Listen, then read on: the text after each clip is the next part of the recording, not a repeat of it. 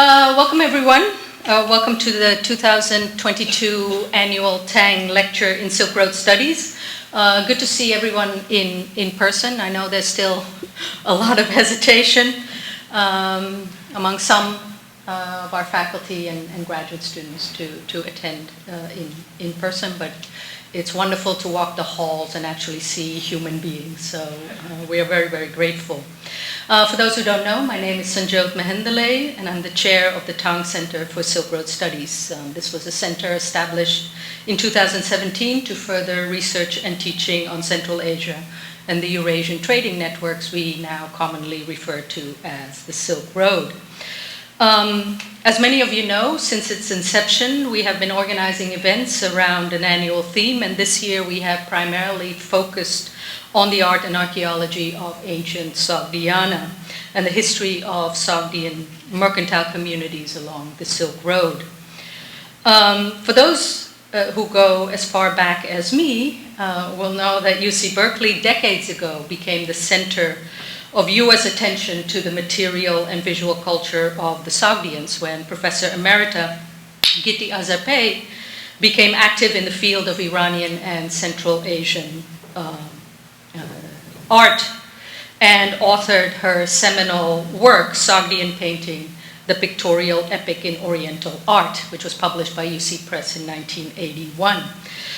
This was the first work in English published on the arts of the Sogdians in Central Asia. And her work, I think, inspired several generations of scholars. And it is this generation that has brought global attention to and expanded our knowledge of the Sogdians.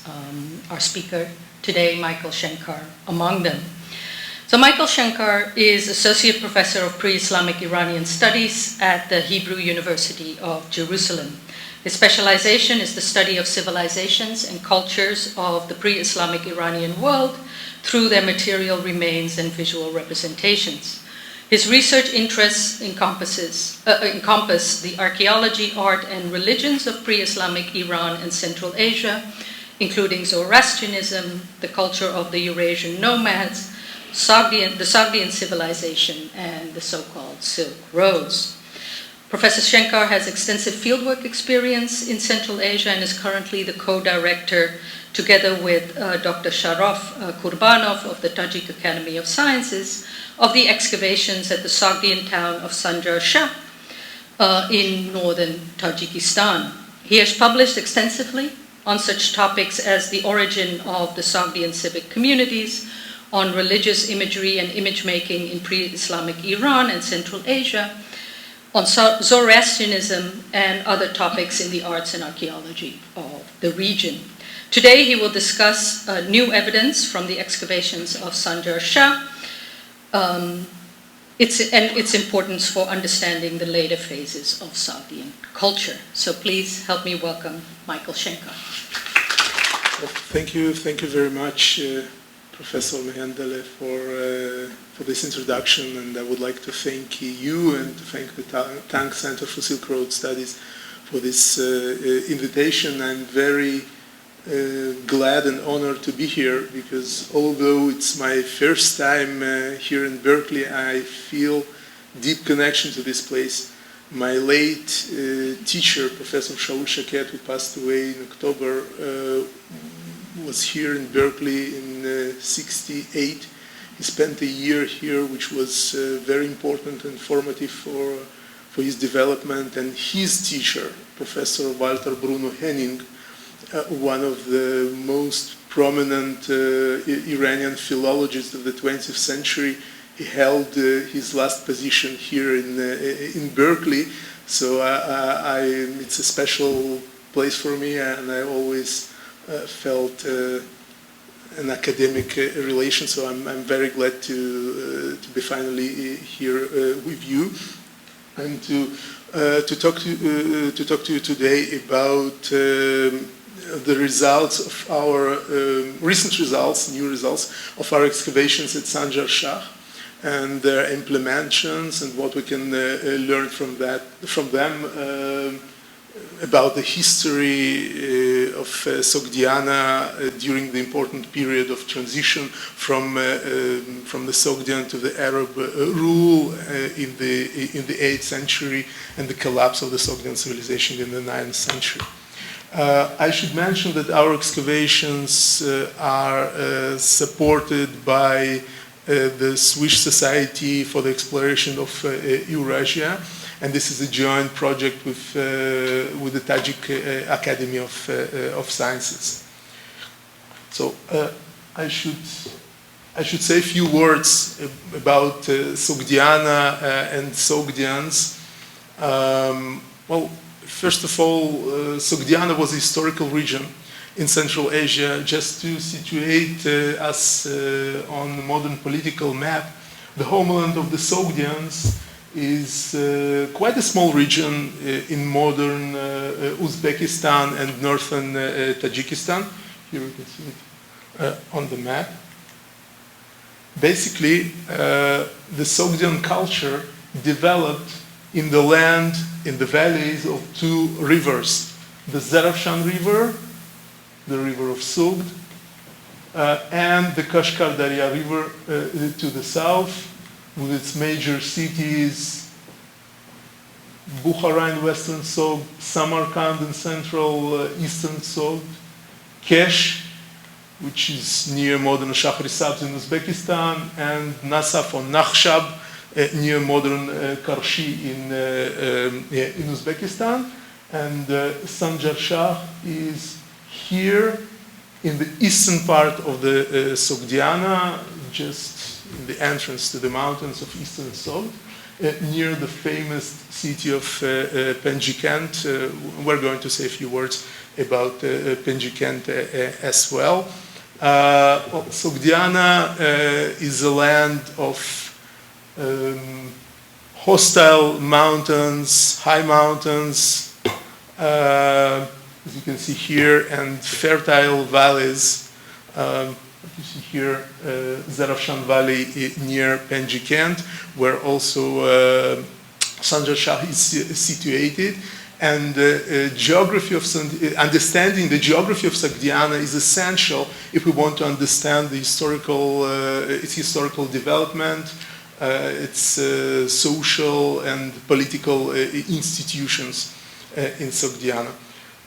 We first hear about the Sogdians in the 5th century BCE. Then Sogdiana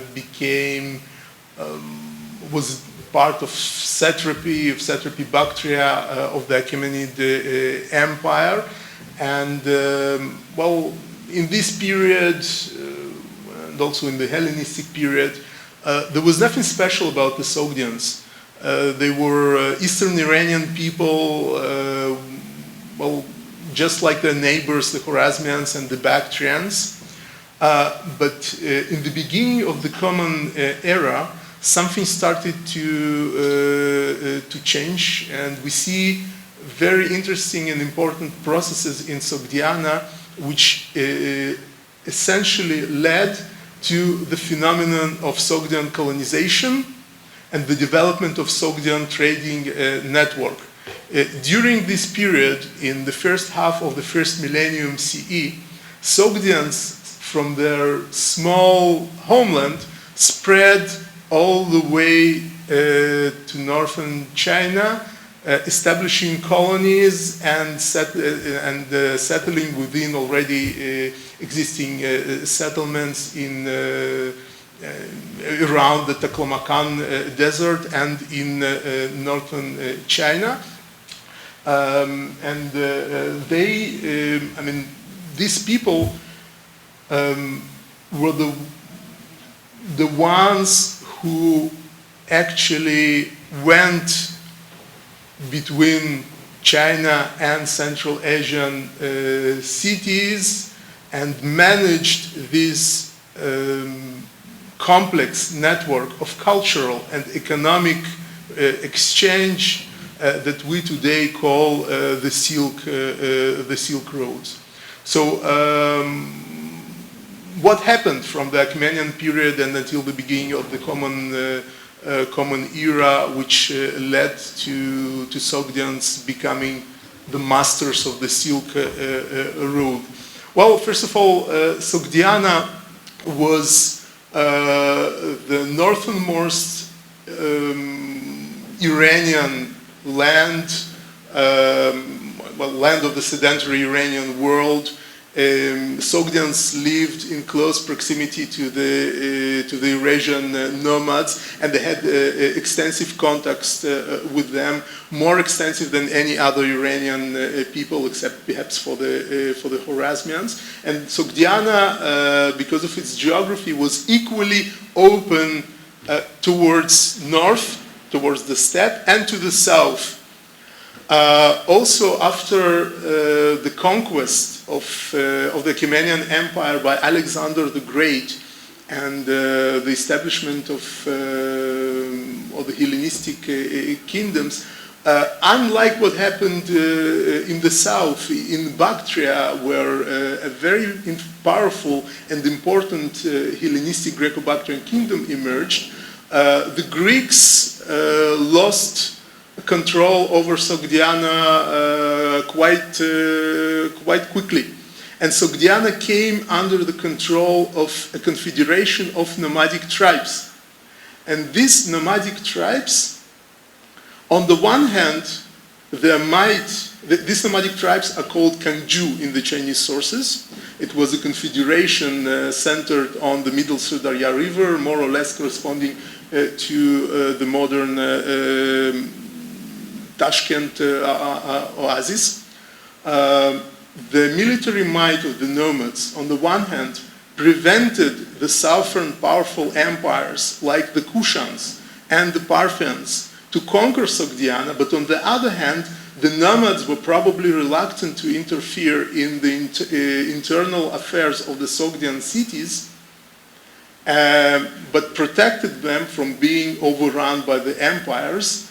And this is why we probably see in the beginning of the Common Era, during the 1st century probably, an emergence in Sogdiana of what we can call a city-state culture. A city-state culture means that during the history of Sogdiana, there was never a unified Sogdian state or a unified Sogdian empire. Sogdians were part of one political entity only when they were ruled by an external force like a Turkic Khaganate. But their own political organization was of this independent city-states. Well, we were well familiar with this phenomenon from other parts of the world, from different periods. The most famous examples of such city-state cultures are, of course, the polis of classical Greece or the republics of late medieval Italy. And this is what developed in Sogdiana in the beginning of the Common Era. Moreover, in Sogdiana, we also see the phenomenon of emergence not only of city-state culture, but also of self-governed civic communities called Naf in Sogdian, literally people. What does it mean? It means that we see that in many Sogdian cities there was no the king was not there was no hereditary kingship, but the authority of rulers was limited by this influential self-governed civic community, which consisted of aristocracy and wealthy merchants whose position in Sogdian society was very high, unlike what we see, for example, in contemporary Iranian world in the West, in the Parthian and the Sasanian Empire, which were aristocratic empires. In really the internal affairs of many Sogdian cities were in the hands of this NAF. Sogdian rulers were elected. Probably the authority was limited to representing the Sogdian community, Sogdian state, before all external powers, be it earthly powers, other states, or serving as a representative of the community during religious rituals. They also commanded the army and were generally in charge of the foreign affairs of the state. But the economic affairs and the finances were in the hands of this NAF. Some Sogdian cities, they had no kings at all, even. And this process went hand in hand with two other processes that I've already mentioned. One of them is the phenomenon of Sogdian colonization and the development of trade. And if we look on such city-state cultures throughout history, for example, the two city-state cultures that I've already mentioned, classical Greek polis and the Italian republics, it is not accidental that we notice immediately that many of these city-state cultures were also characterized by these two features: colonization and importance of trading activity. I can say more about that, but we do not really have time. But I'm convinced that these three processes, the development of NAF, of self-governed civic communities, colonization, and the establishment of trading network went hand in hand together. During the first, second, third centuries of the Common Era, and the nomads, the nomadic rulers of Sogdiana, about whom we know very little, they certainly had played a role here, but we do not really have good sources about that. These developments led to an unprecedented flourishing of the Sogdian civilization, starting from the 5th century CE. We don't know exactly when the Sogdians started to spread beyond the borders of Sogdiana and to establish colonies, but we know certainly from the ancient letters that by the beginning of the 4th century they are already in China. So this process certainly started considerably before, probably in the 1st and in the 2nd century, and we have archaeological indications for that from mainly from the Tashkent oasis and from Semireshi region. We see the beginning of great flourishing and development in Sogdiana, unprecedented urbanization. Many immigrants arrived from Bactria, from the south, bringing their culture, their religion. About 75% of all Sogdian cities, including Penjikent and probably Sanjar-Shah, that we're going to talk about, were founded during the 5th century. And the existence of the self-governed civic communities, the existence of a wealthy merchant class in Sogdiana, the fact that every one of these wealthy people participated in the political and social life of the cities, and they were independent political units, led to development of privately sponsored art. What is unique about Sogdians, and I always tell about that, what certainly in Central Asia and in the Iranian context, is that, well, in archaeology, especially when, I'll give you examples from my own fields, and I study Sasanian or Parthian, Arshakid or Kushan art and architecture, especially monumental architecture, iconography. I always deal with objects sponsored by the court, by the royal court, or by the temple. In Sogdiana, we have a privately sponsored artistic production.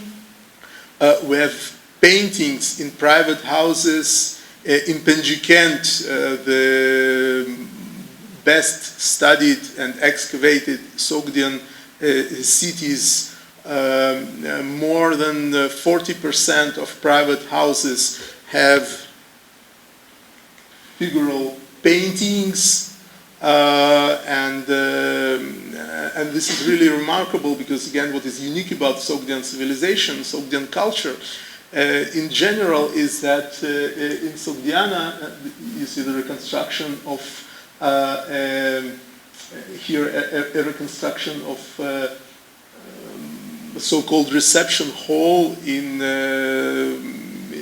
house of a wealthy citizen on Penjikent, not in palace and not in temple, but in private houses. So in Sogdiana we have such paintings in the houses of about 40% of population.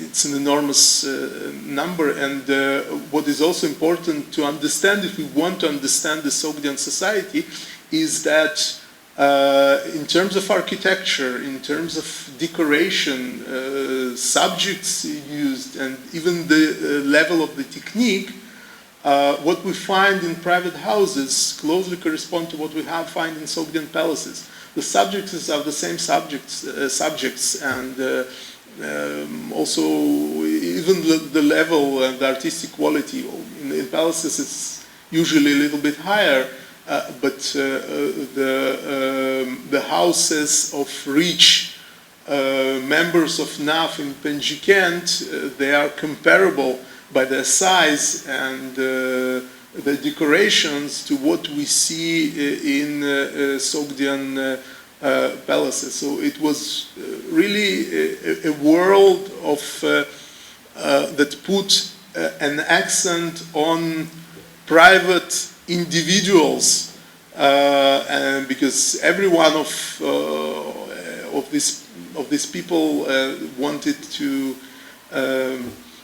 be a political individual, social individual, to participate in this political life, and they aspired to emulate the culture of the aristocracy. So this is what we should remember if we want to understand the Sogdian culture. Moving to our excavations at Sanjar-Shah and to what we can learn from them about the Sogdian civilization and Sogdian history. Well, Sanjar-Shah is a small site. It is located 12 kilometers to the east of Penjikent, here, just at the confluence of the Zarafshan River, the main river of Sogd, as it is called in the Arabic sources, and Magyar Darya. Here, the view of Sanjar-Shah from the site of Magyar Darya. There you can see the general picture of the site and the picture of the excavations and the aerial photo. Well, Sanjar-Shah is relatively small site. It's 5.5 hectares. Unfortunately, in the Soviet period, it was leveled for agriculture. So we only have this area, area 1, or what we call the round tower, which was left intact. This area, area 2, all the craftsmen's quarter, as we call it, and this area along the southern wall, which were not affected by the Soviet agricultural works. All the other surface of the site was completely leveled for gardening during the 50s and then during the 70s. But on the old Soviet plan from the 40s, it was still visible. It was still clear that the site was probably divided here by an inner wall, and it was protected by walls from at least from this side. Here we have the wall. Yeah. So you can here you can see the plan of the excavated areas. The site was surveyed also in the 40s and then in the 70s, but the excavations were initiated only in 2001. German Tajik expedition did some work in this area and also here, and they also made some soundings in these areas.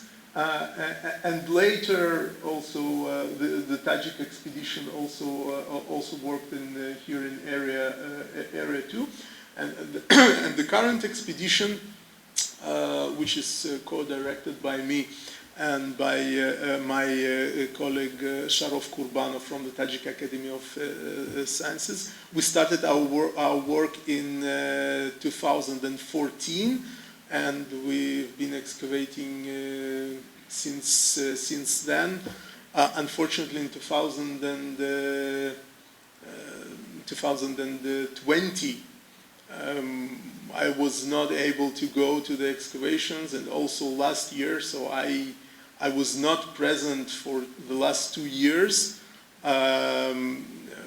Fortunately, my colleagues, my Tajik colleagues, and also the Russian colleagues, they were able to continue excavation. So many things of what I'm going to show you today is a result of their work from the last year that I was not present. I always tell this joke now that well, people now archaeologists know that people are now talking a lot about digital archaeology. So I say now I know what digital archaeology means. It's actually directing excavations with WhatsApp.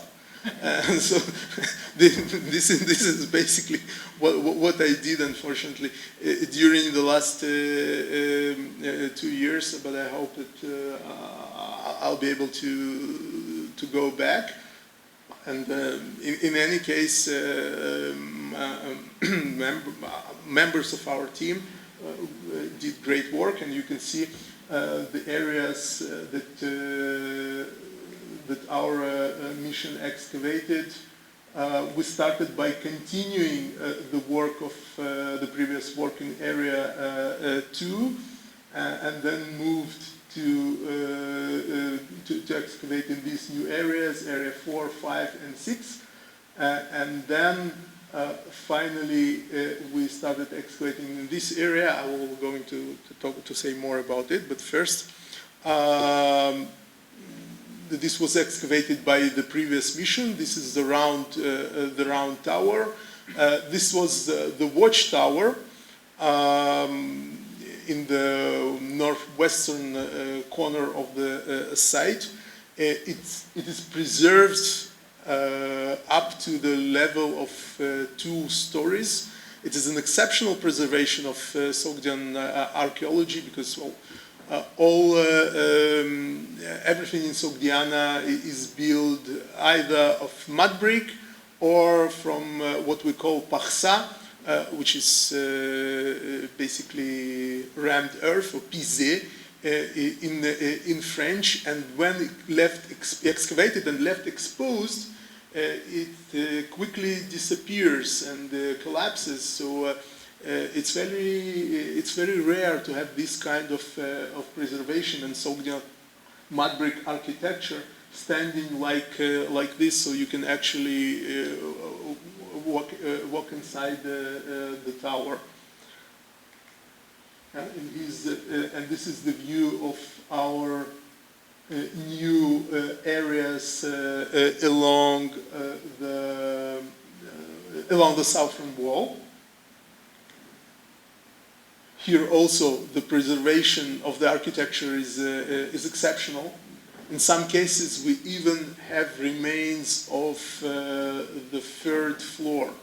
Sogdian houses usually had 2 stories and even 3 stories. They were very different from medieval Central Asian urban dwellings, which in a sense you can still find the same plan with the inner courtyard still everywhere in Central Asia. Sogdian houses were very different. So again, we really have exceptional preservation of architecture at Sanjar-Shah. You can see it here, walls standing up to the height of 6 meters.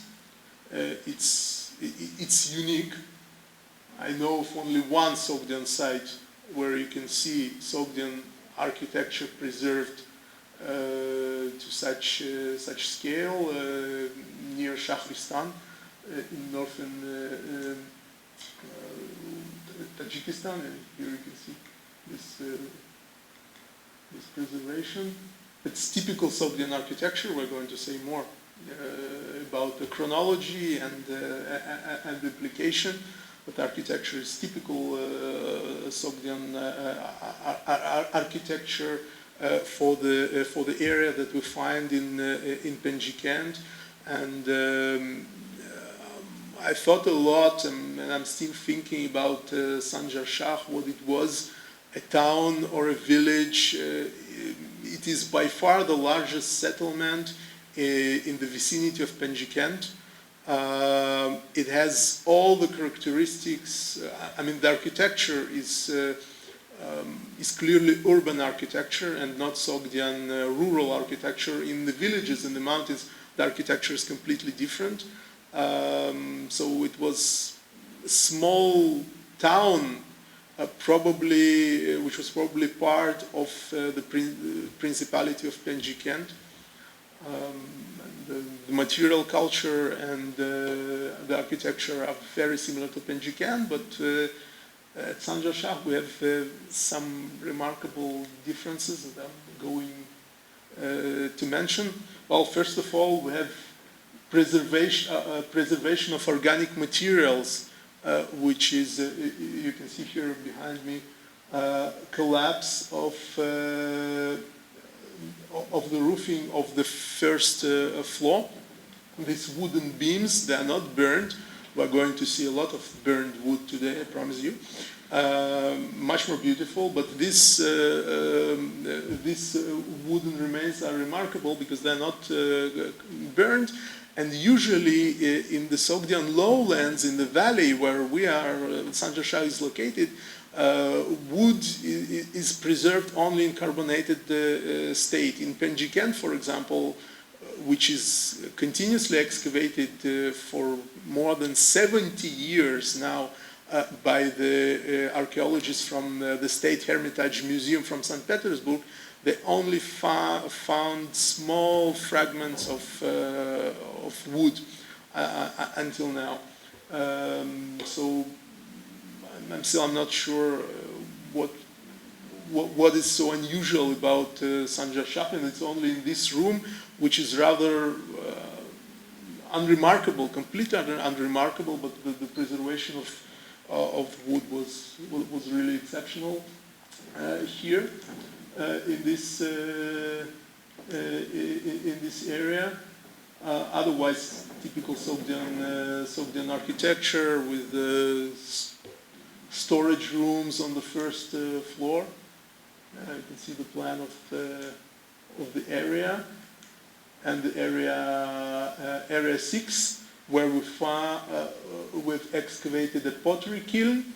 That's also very interesting because in Penjikent, you can see it here, at Penjikent, after 70 years of excavations and after half of the surface of the site of the city of Penjikent was excavated, they have not found any pottery kiln. And at Sanjar-Shah we already have 2 pottery kilns. So it's very interesting find. What is remarkable about the material culture of Sanjar-Shah? Evidence for the unusual presence of elite culture. We have objects associated with Sogdian elites. There are such items in Penjikent, but I will just give you an example. For example, you see this belt buckle, which is gilded. And Penjikent, after again 70 years of excavations and many bronze buckles that were found there, they also only have 1 gilded buckle, and we have at Sanjar-Shah. We have a lot of objects, well, probably not a lot of them, but we have several objects indicating that Sanjar-Shah had long distant connections, important objects such as this fragment of Chinese bronze mirror of known type. Yeah, here you can see the drawing of our fragment, and this is the complete mirror. You can see the key player here. I hope you can see him. Yeah, this is what we have. Part of our mirror. This type is well known in China, but this is the first time that mirror of this type is found outside China. We also have objects related to the West, to the Sasanian Iran. So it was clear to me early on when we started to find these objects that the material culture of the site is not suitable for a village. The presence of the elite culture was remarkable, but the most important find from Sanjar-Shah, they were made by the previous expedition. They were made inside the round tower that you saw. There also, after the site was abandoned, and we're going to say a few words about then it was abandoned. It was founded probably in the 5th century, but we have very little evidence of its occupation before the 8th century, which is also remarkable. I'll say a few words about that. But after the tower was abandoned, people kept goats inside or cattle. I don't know what. It was a barn. So somehow, probably a level of dung formed there, which resulted in the preservation of organic material. It somehow sealed the layers, and a lot of organic fragments of baskets, a completely preserved shirt was found inside, silk fragments, and also fragments of Arabic letters written on Chinese paper. Paper imported from China. They were published. They were translated by Ophir Chaim from the Hebrew University, and we published them. The importance of these documents, is that they are the earliest Arabic texts written on paper. There are, of course, earlier Arabic texts, but from Egypt, but all of them are written on papyrus or on leather, and these are the earliest Arabic texts written on paper, which of course makes perfect sense. Sogdians made use of paper from a very early period. What about the context? Here you see the Arabic and the translation. Unfortunately, as it happens, all the meaningful material, all the meaningful texts is in the lacunae, and we're left with this very beautiful but not very informative Arabic politesse formulae. But we clearly see that these are not economic documents or receipts. This is official correspondence, probably we assume between two commanders of Arabic forces standing in the Arab area. Why do we think so?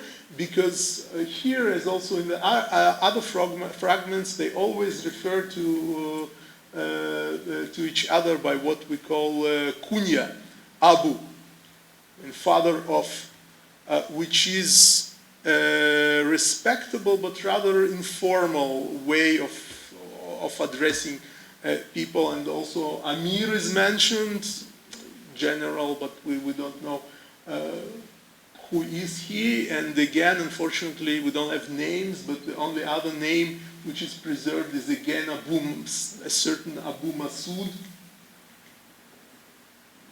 Yeah, you can see.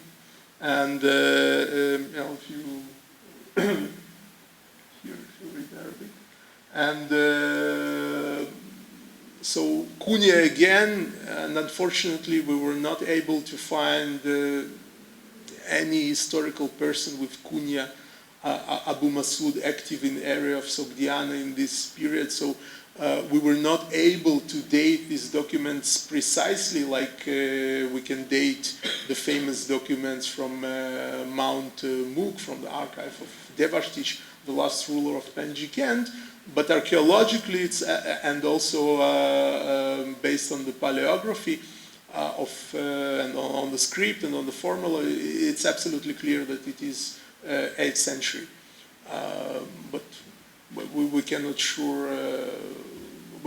be sure of more precise date within the 8th century, unfortunately. But we again, because Amir is mentioned, our brothers, our companions are mentioned. They all refer to themselves by kunya. Also in other fragments of other letters, we have fragments of at least 3 letters. So we assume again that this is correspondent, not a correspondence between Sogdians, but a correspondence between fellow Arab generals stations. Probably a garrison was stationed at Sanjar-Shah, and we know archaeologically that Arab garrison was also stationed at Penjikent after the city was conquered in 722 by the Arabs. Yeah, so this was the most important result. But when I started to be involved in the excavations, we continued the excavation, our excavations in the east. Yeah, I'll just go back quickly to the map here. Yeah, but it was clear to me that, well, there are no interesting perspectives in this area. We excavated 2 households, evidence for various crafts, smithy perhaps, pottery kiln was also located here. And it was clear to me that the palace quarter, administrative quarter, temple should be located here in the western part of the site. And like all archaeologists working on Sogdiana, you always want to find paintings. This is what you want to find. Every Sogdian archaeologist will tell you that. So it was my idea from the very beginning to try and to find the palace, but the problem was that this part was destroyed during the Soviet period. It was leveled. So the first thing we did in 2014, we made the sounding, here sounding 2 in the western part, to check where is the bedrock, how deep is the stratigraphy, and can we hope to, although much was destroyed, but can we still hope to find something? And it turned out that we still have 1.5 meters of cultural layer before the Soviet destruction level, between the Soviet destruction level and the bedrock. So it was enough to catch the foundation and the plan of the palace, which I was convinced was located there. Yeah, that was the idea in 2015 to go and to excavate in the west. We went and we opened 2 new areas, Area 7 and Area 8 in the west, and here you can see the results, the preliminary results of our excavations. We uncovered monumental architecture here of what is undoubtedly a palace.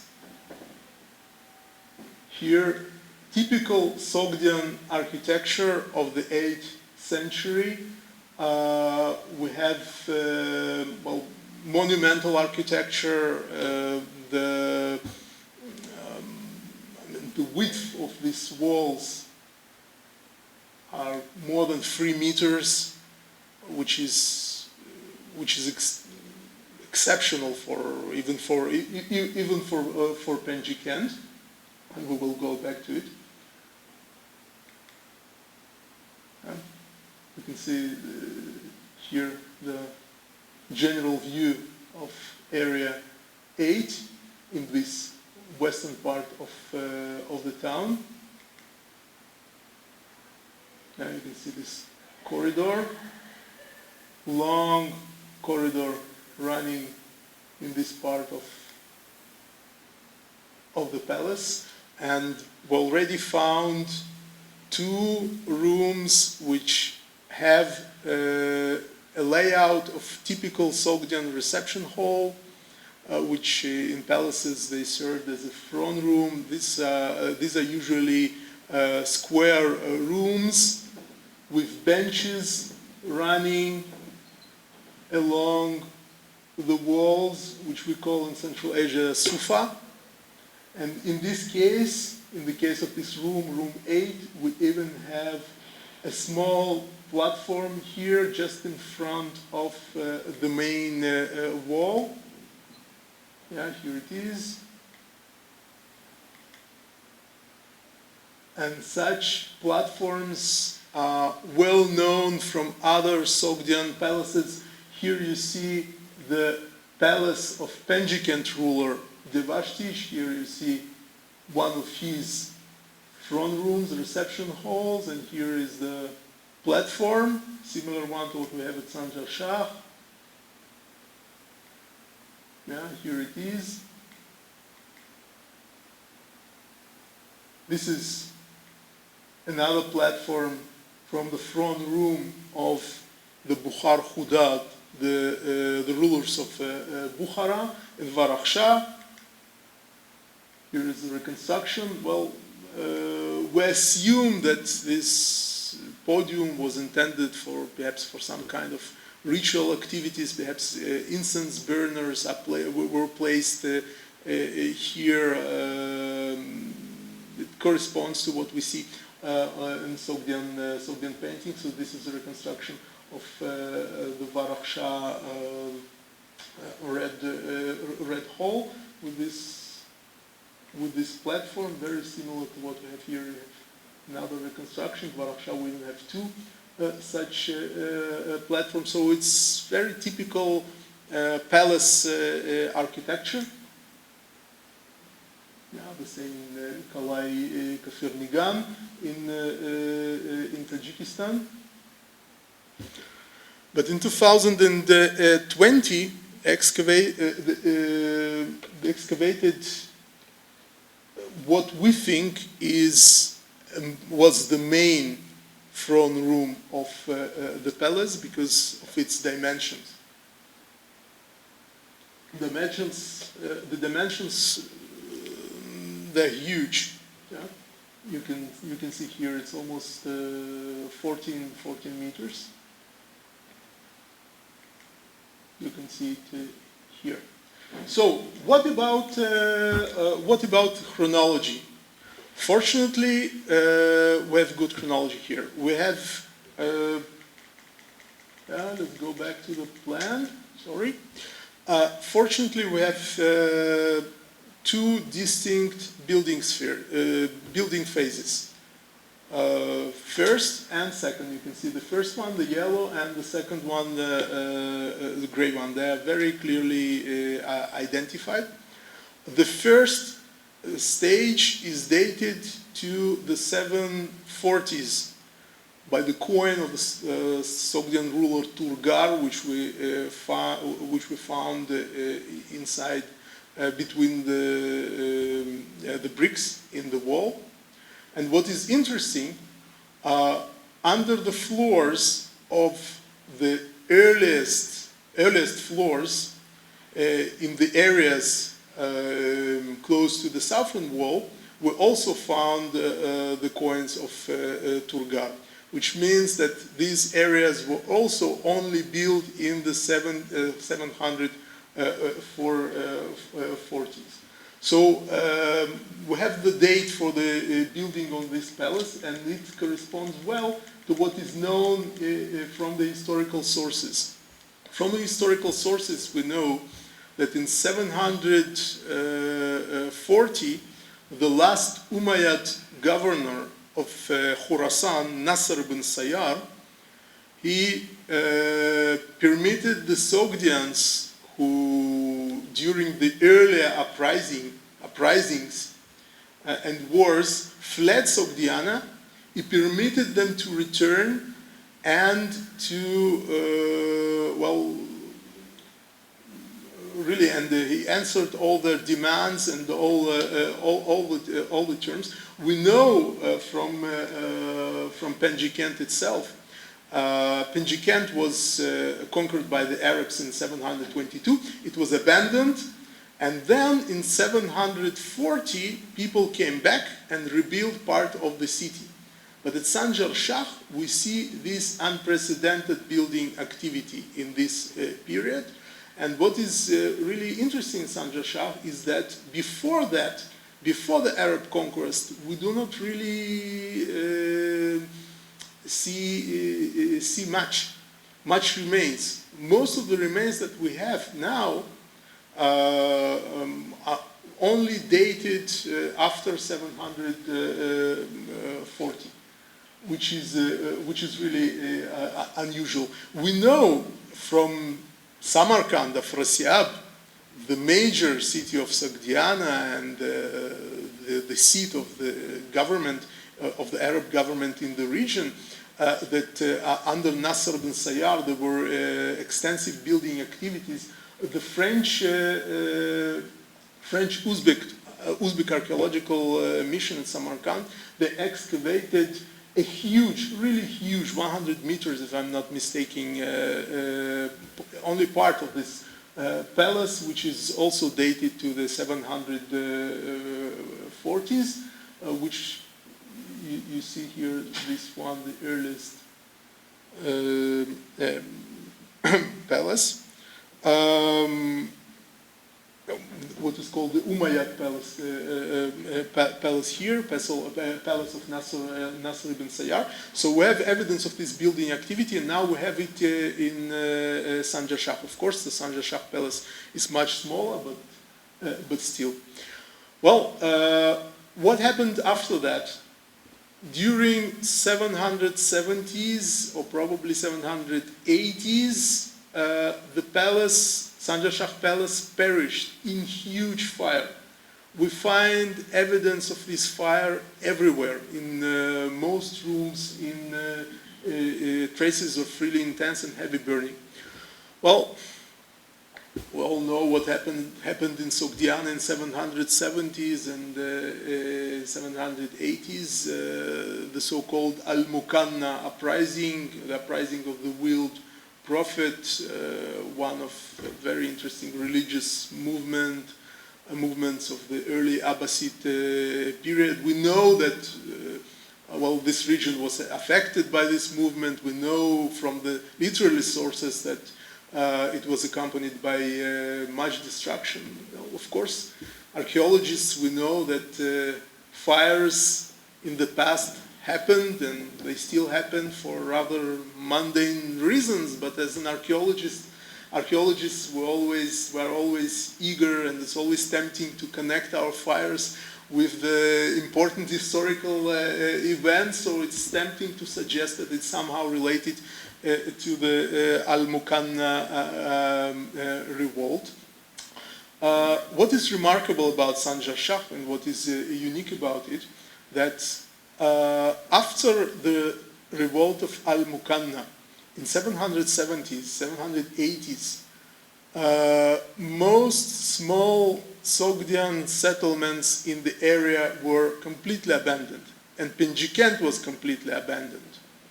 Sogdiana underwent huge transformation in this period, in the early Abbasid period, in terms of settlement patterns.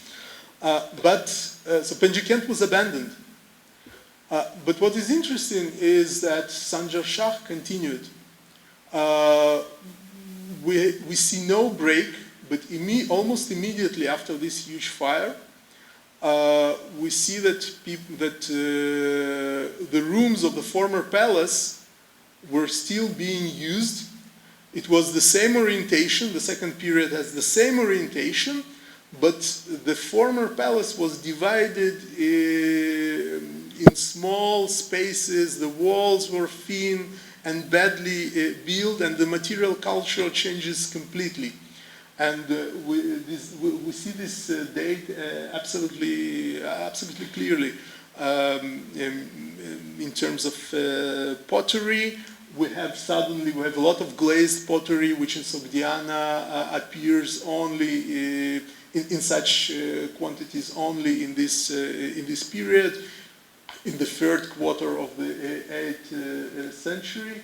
We also have a lot of glass vessels in this second period, which again is a clear sign of that you are in the second half of the 8th century. We also find quite a lot of tabun ovens. So the rooms of the former palace became utility rooms, more or less. This is what we see. We also have interesting architectural features, like this semicircular sufa bench, which in Samarkand are dated to the Samanid period. So if it's correct, we probably have at Sanjar-Shah a continuation until we see a continuation of Sogdian urban settlement from the Umayyad to the Samanid period, which is really exceptional for this area. Yeah, so this is a short summary of the chronology of what I was talking about. Seeing that, I mean, the building of this palace, it is certainly linked to the activities of Nasr bin Sayyar, but of course interesting to understand why it was built at Sanjar-Shah, because by the standards, by the dimension of the palace, of the site, sorry, the palace is huge for such a small site. I think that what happened is that in 1722, when the Sogdians left Penjikent, we don't know where did they go, but when they were allowed to return in 740, we know that the palace at Penjikent was not reconstructed. Temples in Penjikent were not reconstructed. There were no public buildings in Penjikent. So I think that the most important Sogdian Dikhan of the region, the most important Sogdian lord, was not allowed to return to Penjikent for some reason. We don't know, it's complete speculation. But was allowed or decided to build his palace at Sanjar-Shah now.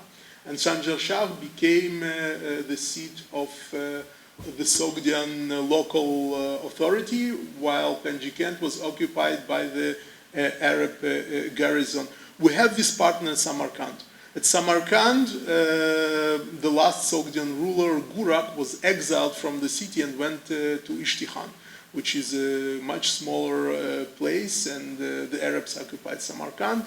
So I think that perhaps we might have a similar pattern here, because otherwise it's hard to understand this sudden development, the presence of elite culture, and this building. Yeah, and this is also the transformation of the Sogdian civilization and its collapse in the 8th and 9th century, which is also a separate and interesting topic. Why the Sogdian civilization collapsed so rapidly following the Arab conquest? Because it is something which is not characteristic of the early Arabic conquest. They were usually accompanied by little violence, and the change was very slow and gradual, but in Sogdiana we see real collapse. My idea is that it is related not only to intense warfare, which was really much more intensive in Sogdiana, in Mavara Nahr in general, than in any other place, but also to the fact that the Arabs abolished the civic communities and they subjected the Sogdians to the direct rulership of the local Sogdian lords, and this is when we see for the first time real dynasties emerge in Sogdian cities of rulers who were able, relying on the Arabs, they were able to pass the power to their sons. But now let us see what did we find in the palace? What survived the fire? The fire and the agricultural works of the Soviet period. The palace of the first period was lavishly decorated. There were wall paintings. Until now we found 3 fragments of wall paintings. 2 of them are excavated. 1 of them is currently left intact. We didn't have the time. We hope to excavate it next year. The fragments of the paintings are in a very bad state of preservation, and they required a lot of work. but it's difficult to make sense of them. But the technique is comparable with the best examples of what we know from Penjikent, and these were narrative paintings. This painting, for example, we see remains of lotus flowers, blue lotus. This is the drawing, the field drawing of the paintings, which had flowers and the typical border, which is a border of pearls, of roundels, which is very typical for Sogdian paintings from the 7th and 8th century. And this is the fragment which was excavated this year. Again, very badly preserved, unfortunately. But some fragments were preserved. It was, again, part of the figurative scene. I hope that you can all see here a leg of a horse or a boar, a leg with a hoof. Hoof, right? Yeah? Can you all see it? Yeah. And this is the drawing. This is the leg, the border, probably some flower or some plant, and these things, they were painted in yellow, which usually stands for gold in Sogdian paintings, and we assume that if this was part of the horse, so these elements, they find parallels in other Sogdian paintings. They were probably elements of horse harness, so perhaps it was some kind of hunting scene or something like that, we don't know. Unfortunately, preservation is very bad, but the palace was decorated with beautiful paintings originally. And, well, everyone who excavates Sogdian buildings knows that if you had that fire destroys paintings. If you didn't have fire in this room, then there is a chance that you will find paintings. But if there was a fire, paintings were mostly gone, like happened in our palace.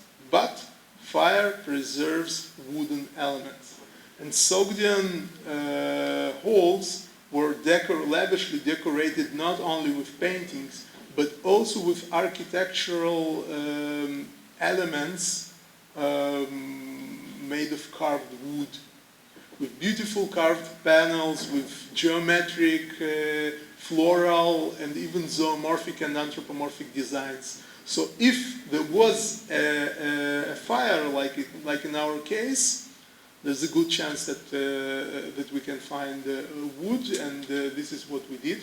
Unfortunately, again, in this case, unfortunately, Sanjar-Shah was not immediately abandoned, but people continued to live, so they cleared many wooden elements and threw them away. For example, from the huge main front room that you saw, almost nothing was found there. But in the corridors and in this room 8, in the lesser front room, in this reception hall, we found a lot of burned wood that you're going to see.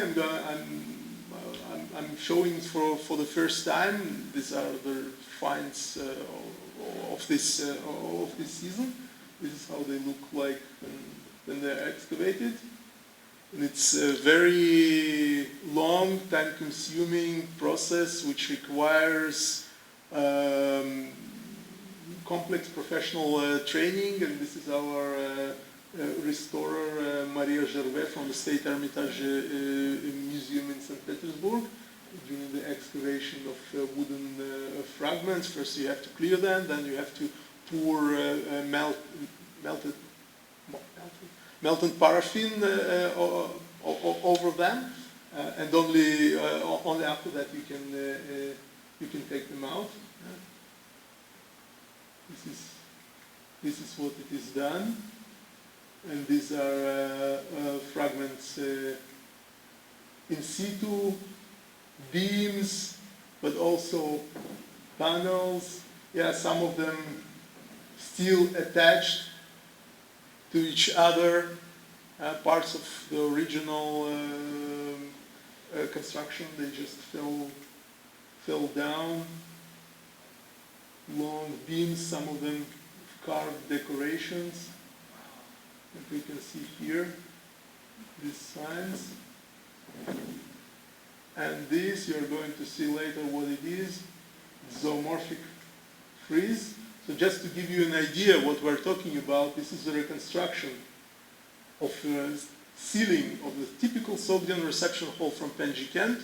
It was made from wood, including wooden caryatides and panels, and these are wooden panels. Yeah, some of them are kept now in the Hermitage Museum, where you can, well, now you cannot see them obviously, but once this tragedy is hopefully over. So in order to see what we're talking about, you should see the drawing. We have fragments of beams and panels with floral designs.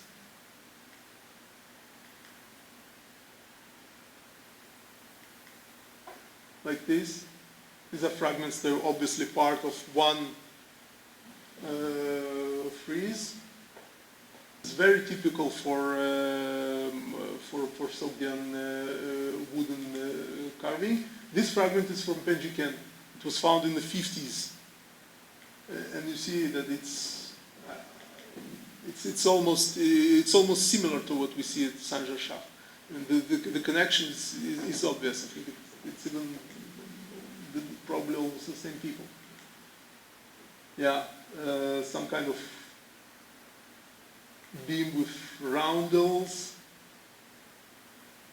flowers, and this pattern of rhombi, also very big beams carved on both sides.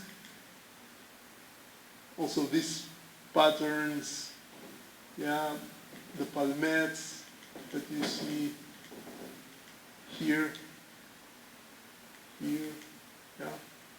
This pattern is familiar from Penjikent. This is the capital from Penjikent. Yeah, and this is a drawing of what you've just seen. We call this radiation sign, and the flower design. It's the same beam carved on both sides. Oh, similar signs come from the site of Hisorak, located up in the mountains. To the east, this is the most eastern. Hisorak is the most eastern Sogdian settlement in the upper Zarafshan Valley. It's very up in the mountains, so at Hisorak organic material does preserve. Yeah, and this is what we saw earlier. We have a frieze of crouching ibixes facing each other and a flower between them. Yeah. I hope you can all see an ibix here. This is his head, this is his eye, and his long horn going down and unnaturally but very elegantly turning upwards. Yeah, this is head of the ibix. Work of very high quality fittings for the palace. Quite a few fragments of this frieze of crouching ibixes. Please pay attention to this sign here, but we also have on several of them. Yeah, you can see them here. But it's a row of crouching ibixes. Well, crouching ibixes are well known from Sogdian silver vessels, but it's the first time that they are found in other media as wooden decoration. So we'll need to think about it, but it is obvious that it demonstrates close connections between various media of Sogdian art. And this sign is found in Penjikent.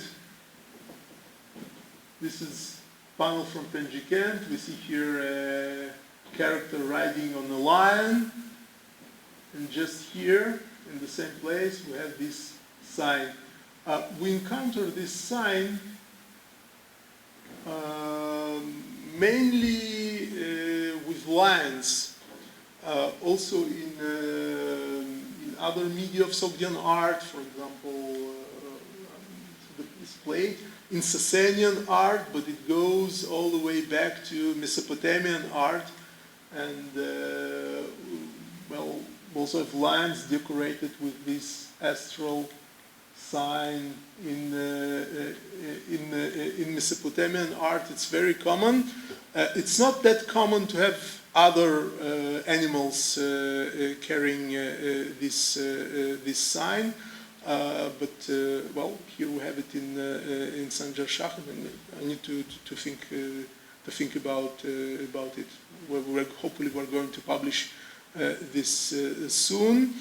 But well, the excavations were just in the middle. We've uncovered just part of the palace, and we hope to continue it and to find, first of all, to establish the plan of the palace, and to find hopefully more and better preserved fragments of wall paintings and more carved wood. So thank you very much, and I will be glad to answer your questions.